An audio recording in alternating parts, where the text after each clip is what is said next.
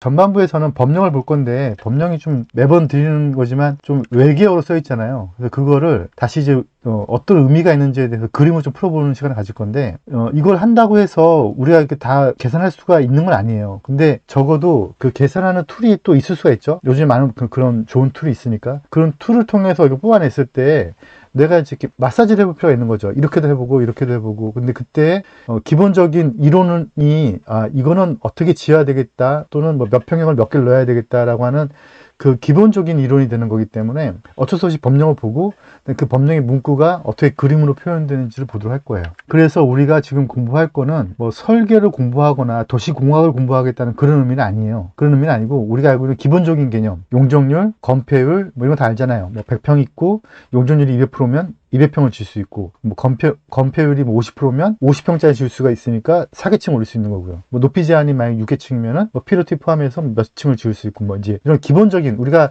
그래도 뭐 공학까지는 아니고 설계까지는 아니더라도 이 정도까지는 할 수 있다라는 정도만 되면 미리 한번 뽑아보자는 거죠. 그래서 만약에 우리가 현장을 갔는데 뭐 아무데나 이렇게 딱 갔더니 이런 현장을 한번 내가 재개발을 추진해 볼 수 있다고 했죠. 이제는 뭐 국가한테 마냥 기다리는 건 아니잖아요. 아무나 찍은 거예요, 그냥요. 뭐 의미 없어요. 이런 현장에 조합원 숫자가 몇 명인지 뽑아야 되고, 그 다음에 여기 위에 33평형이 몇 개, 42평형이 몇 개, 물론 이제 어느 정도 추진이 되고 구역 지정 단계가 되고 뭐 추진위원회가 설립이 돼서 조합원들한테 동의서를 걷고 하면은 개략적인 내용이 나오지만 그것보다도 더 먼저 가자는 거죠, 우리는요. 그래서 여기에 조합원이 몇 명인지 건립가구 수가 몇 가구인지 적어도 이 정도쯤은 될 거야 라는 가늠을 해보자는 차원에서 우리가 할 건데, 그래서 우리가 지금 공부하는 거는 개략적인 목적인 거다. 그러니까 이거 정답을 그 소수점 몇 자리까지 맞추는 그런 개념이 아니고, 이 정도면 용적률이 몇 프로니까 몇 층이 몇 개 나오고 몇 동이 나와서 조합원이 몇 평형을 몇 개를 가져가고 몇 평형을 몇 개를 가져가고, 이런 개략적인 분담금을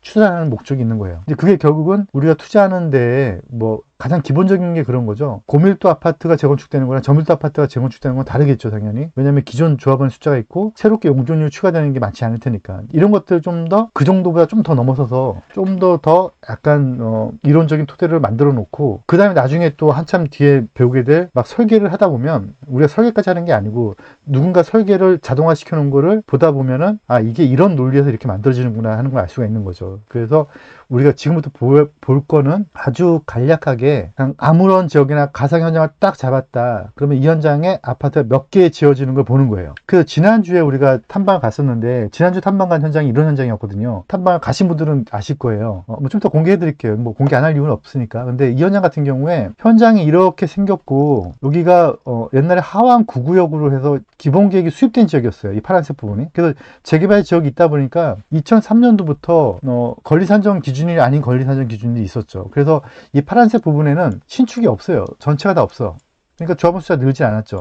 2003년 때부터 늘지 않았고 2008년도에 또 제한이 가니까 늘지 않았던 건데, 재개발이 지지부진하고 있었던 거예요. 그런데 어떤 분이 여기다가 다세대를 80세대를 지었어요. 그러니까 여기는 다 단독 세대들인데 여기만 다세대니까 여기만 빡빡하게 조합원 숫자가 많은 거예요. 그래서 이제 이 지역을 하왕 9구역에서 신통을 추진하려다 보니까 그러다 보니까 이제 어쩔 수 없이 그 조합원들, 그 추진위원장이 요 사람들 넣으면 이렇게 반듯한 형태가 되는데, 이런 형태가 되는데, 여기 이 사람들이 들어오면은 80명이나 되는 숫자가 조합원으로 훅 들어와 버리니까, 그러니까 사업성이 떨어진다고 봐서 여기를 빼고 넣었어요.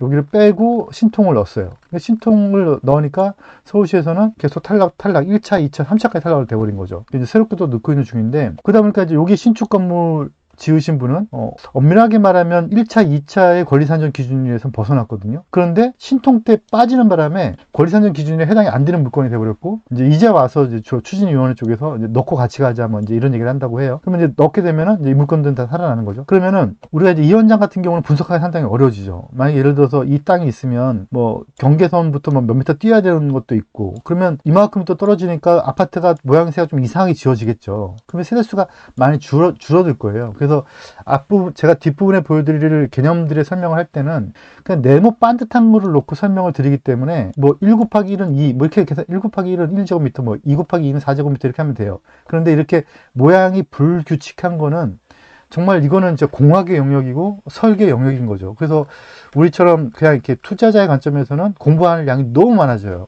한 4년을 공부해야 되는 거죠. 그러니까 그거 하려고 우리가 모인 건 아니니까.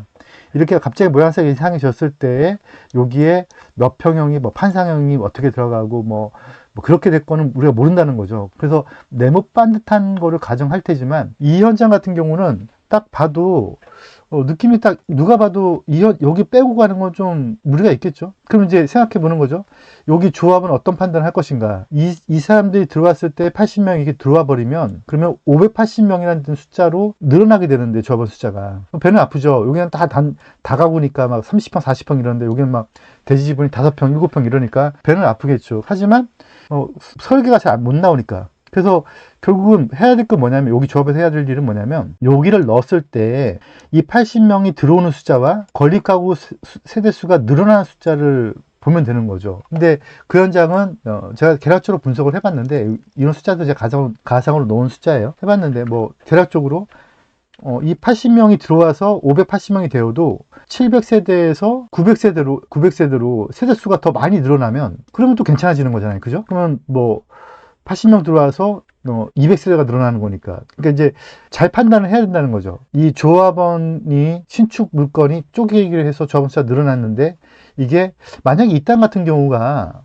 이렇게만 돼 있었어도 아마 빼고 갈 확률이 높아요. 왜냐면 이렇게 빼고 가면 될 테니까. 그런데 이렇게 세워있기 때문에 쉽지 않다는 거죠. 그게 어디냐면 지도를 한번 보여드려 볼게요. 이게 이제 재밌는 현장이 돼버린 거죠. 그래서 이 현장을 이 건축업 하시는 분이 저한테 들고 왔는데 보다 보니까 얘기 들어보니까 재밌더라고요. 이게 지금 왕십리 뉴타운이죠. 왕십리 뉴타운이고 여기 밑에 현장인데 여기가 지금 무학초등학교가 있고 요 밑에 하왕 9구역이었어요. 여기가요. 그래서 하왕 9구역을 추진을 하다가 그러다가 이제 재개발이 뭐 무산되고 뭐 이러면서 좀 진행이 잘 안 됐나 봐요. 그래서 이제 이렇게 됐는데 이렇게 빼고 간 거죠. 이렇게 빼고 신톡을 넣은 거예요. 그러니까 이제 여기가 이제 신축이 80세대 정도가 들어오니까 요거를 당연히 빼고 갔는데 요걸 넣었을 때 설계와 요거 뺐을 때 설계를 조합원이 들어오는 숫자와 늘어나는 숫자를 비교해 보면 되겠죠.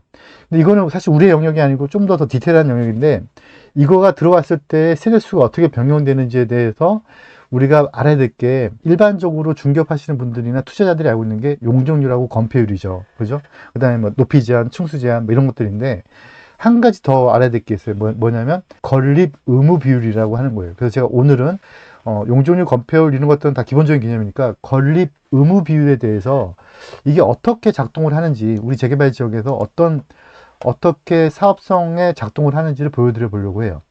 건립 의무 비율이 뭔지를 볼 거예요. 그래서 결국은 이제 앞전에 수업했던 내용들 중에서 제가 건축물 대장을 띄워보고 그래서 이렇게 리스트 쭉 만들고 등기부 등본을 만들어서 쭉 만들고 토지 대장을 만들고 그 다음에 조서를 만들어서 조합원 숫자를 다 나열해보고 이제 이렇게 하는 이유가 결국은 조합원이 몇 명 있는지랑 조합원의 순서 공시지가 물론 감정평가 순위는 달라질 수 있겠지만 그래도 공시지가 순위랑 거의 비슷할 테니까 공시지가 순서를 알 수가 있는 거죠. 그래서 공시지가 순서를 잡아보는 의미가 있는 거고 공시지가 순서에 의해서 예를 들어서 이 현장이 48평이 만약에 한 10개 짓는데 조합원한테 10개가 배정이 된다. 그러면 위에서부터 10명까지 끊어진다는 거죠. 그러면 이 사람들은 48평에 배정될 수 있는 확률이 있겠구나.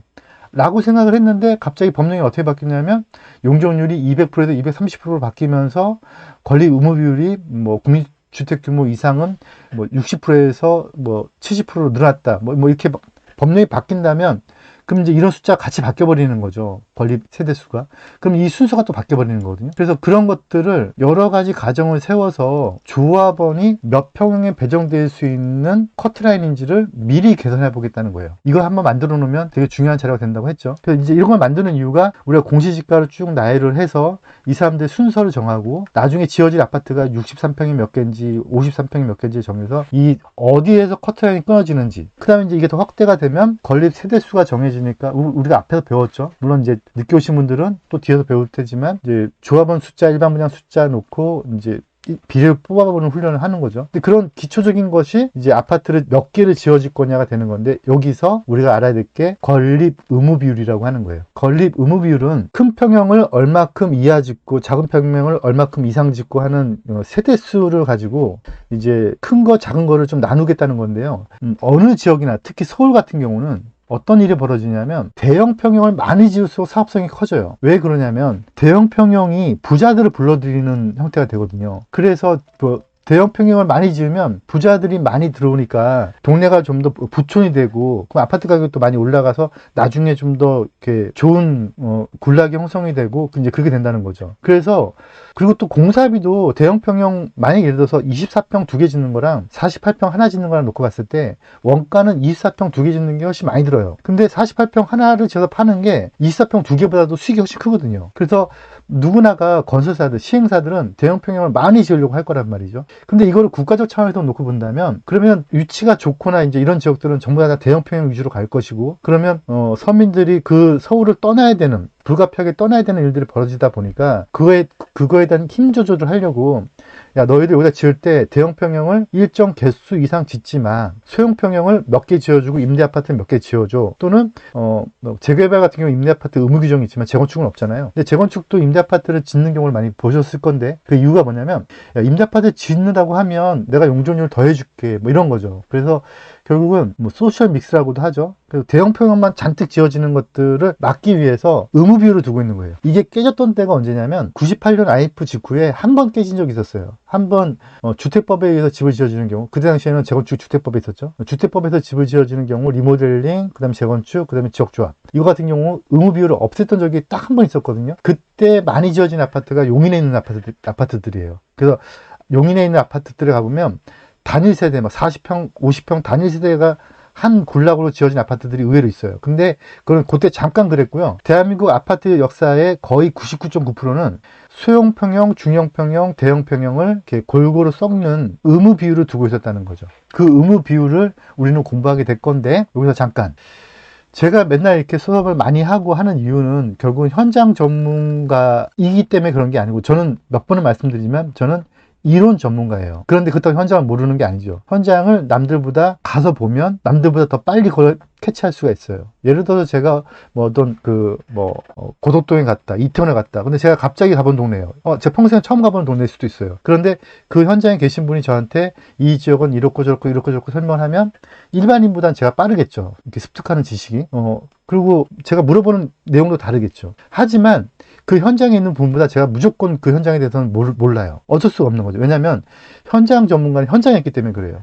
그러면 현장이 얼마나 많으냐. 신통만 1차가 21개, 2차가 25개, 3차 또 지정되고 하면 벌써 이게 지금 50개 가까이 되는 거죠. 뉴타운은 몇 개예요? 뉴타운도 어마어마하게 많죠. 재개발은 몇 개죠? 재개발도 무척 많고요. 근데 재건축도 많고요. 전국 따지면 몇만 개 현장이 있단 말이죠. 이거는 다 알 수가 없어요. 그래서 저희가 이렇게 어렵게 공부를 하고 매주 목요일마다 이렇게 하는 이유는 뭐냐면, 여기는 이제 중개사님도 계시고 일반인도 계시고, 저한테 수업 들으시는 분들이 중개사님들이 많으시더라고요. 근데 일반인도 계실 테지만 온라인으로 제가 녹화해놓으면 녹화로 보시는 분들이 일반인들이 많으세요. 일반인들은 저한테 물건을 찾으시더라고요. 근데 저는 물건이 있는 사람이 아니잖아요. 그죠? 그래서 저는 이렇게 함께 공부하는 목적이, 현장에 대해서 현장을 찾아갔을 때 남들보다 빨리 습득할 수 있는 이론을 탄탄하게 다지자는 목적이에요. 근데 이거는 백날 다져봤자 돈이 안 돼요. 결국은 현장에 가서 물건을 찾아야 되거든요. 그럼 물건 찾으면 누가 찾아야 되느냐? 이거는 현장 전문가가 찾을 수밖에 없어요. 그래서 저는 여기에 합류하셨던 중개사님들이 자꾸 현장에 대한 얘기를 공개하기 싫다면 우리 정의원에 한해서만 공개하더라도 우리 현장이 어떻다, 뭐 이런 얘기들 자꾸 이렇게 해주셨으면 좋겠어요. 온라인상으로. 그러면 그 얘기를 저는 또 가서 영상으로 찍고, 또 그게 나중에 또 책으로 나올 수도 있고, 그럼 또 고객이 형성되고. 그래서 같은 방법으로 분석하는 방법을 제가 알려드리는 거고, 그거에 대해서 물건을 캐치하고 하는 거는 현장 전문가한테 우리가 받을 수밖에 없거든요. 그래서 여기 계신 분 중에서 중개사님들이 저한테 자꾸 저를 괴롭히시고 좀 그래 주시면 제가 현장에 가서 현장의 얘기를 듣고 그걸 영상에 담기도 하고, 온라인상으로도 현장 자랑을 자꾸 해주시면, 그러면 이제 우리 정회원들끼리 그걸 또 보고, 이거 괜찮네, 이거 한번 투자 한번 해볼만 하다, 그러면 또 누군가 가서 투자하겠죠. 이제 그런 분위기를 만들어 가자는 거예요. 그래서 나중에 가서는 제가 그 현장에 찾아가서 이런 수업도 현장을 할 수 있는 거죠. 그래서 제가 몇 번 말씀드리지만 세미나도 같이 진행을 하고, 현장 탐방도, 현장 탐방으로 오시는 분들은 저한테 어떤 일정 수수료를 내고 오시는 분들이지만, 저희가 어떤 현장을 가야 될지 망설일 때가 있잖아요. 그러면 이 현장을 좀 와주세요라고 저희 정의원 중에서 중개사님 중에서 이 현장에 이런 소스가 있는데 제가 보기에는 여기는 지금 저평가되어 있습니다. 그러니까 지금 괜찮을 것 같습니다. 라고 얘기해 줄 수도 있죠. 그러면 그런 현장은 저희가 회원들 모아서 같이 가서 그러면 거기 얘기 듣고 뭐 그건 누군가 투자도 하겠죠. 뭐 그런 자료가 계속 쌓이다 보면 진짜 책도 내는 거죠. 이 책 여기 지금 여기 있는 책들이 제가 아무 책에 놓은 거 아니에요. 실제로 다 제가 썼던 책들인 거죠. 왜 갑자기 부동산이 재개발했을 때가 여기 나가겠지만 이것도 다 저희 출판사에 낸 책들이죠. 그래서 이제 그런 현장들의 얘기들을 좀 할 수 있게끔 중개사님들이 저희 정의원 방에 현장의 숨은 얘기도 좀 많이 올려주시고 그러면 그 얘기가 궁금해서 저희가 또 찾아가기도 하고 할 테니까 현장에 좀 많이 근데 그런 것들에 대해서 이론을 어떻게 현장을 보는 것인지에 대한 이론은 제가 이제 해드린다는 거예요. 네, 본격적으로 수업 들어가 볼게요.